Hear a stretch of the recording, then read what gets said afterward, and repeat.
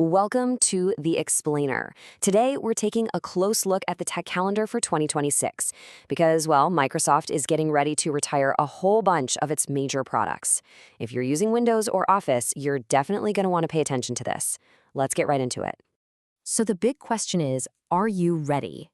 And look, this isn't just some minor update we're talking about. This is a huge shift that's going to impact millions of people, from students at home to massive corporations. As Microsoft calls time on these products, not being prepared is more than just an inconvenience. It's a serious risk to your security and your workflow. Okay, first things first, what does end of support actually mean? It's not like your software is just going to stop working one day. But what it does mean is that Microsoft stops sending out security patches, stops fixing bugs, and won't offer any help if something goes wrong. In today's world, that's basically like leaving your front door wide open for security threats. All right, let's start with the heart of your PC, Windows 11. Now, you might think, hey, I'm already on Windows 11, I'm good to go. Well, not so fast. Turns out, not all versions are created equal, and some important deadlines are coming up quicker than you think. So here are the key dates to circle on your calendar. For most of us using the Home and Pro versions of Windows 11 24H2, your cutoff date is October 4th. But if you're part of a larger organization using the enterprise or education versions, specifically the older 23H2 release, you get a little more time, until November 10th. Two different paths, two very important dates.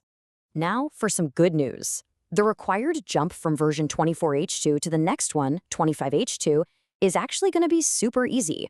Microsoft is calling the update an enablement package, which is just a fancy way of saying both versions are built on the same foundation. So the upgrade will be a tiny, quick download that just flips on the new features. It's not a whole reinstall, which is a huge relief. It's also the end of the road for Windows 11 SE.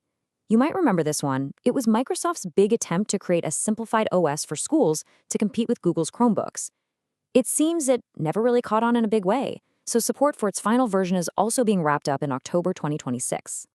All right, let's shift gears to one of the most used software suites on the entire planet, Microsoft Office. If you're one of the millions who bought the one-time purchase version back in 2021, well, your clock is officially ticking too. So the magic date for anyone using Office 2021 is October 13th, 2026.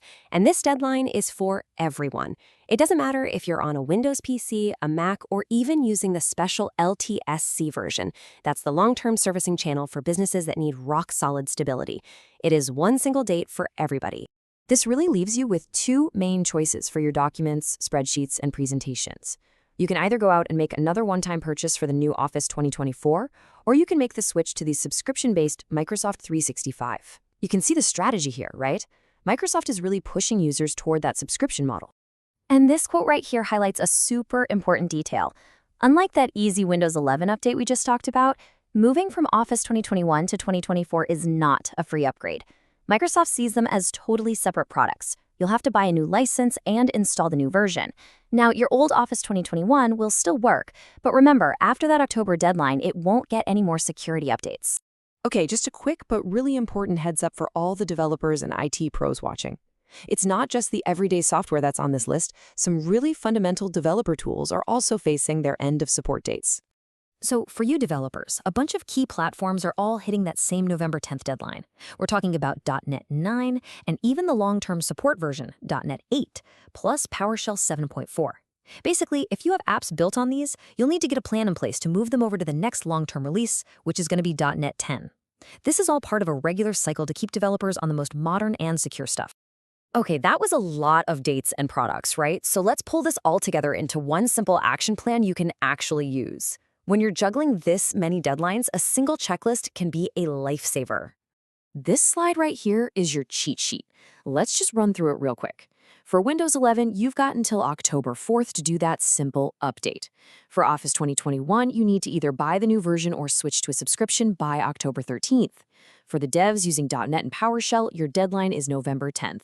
And hey, one last one for the IT pros, the absolute final year of paid extended security updates for Windows Server 2012 also ends on October 13th.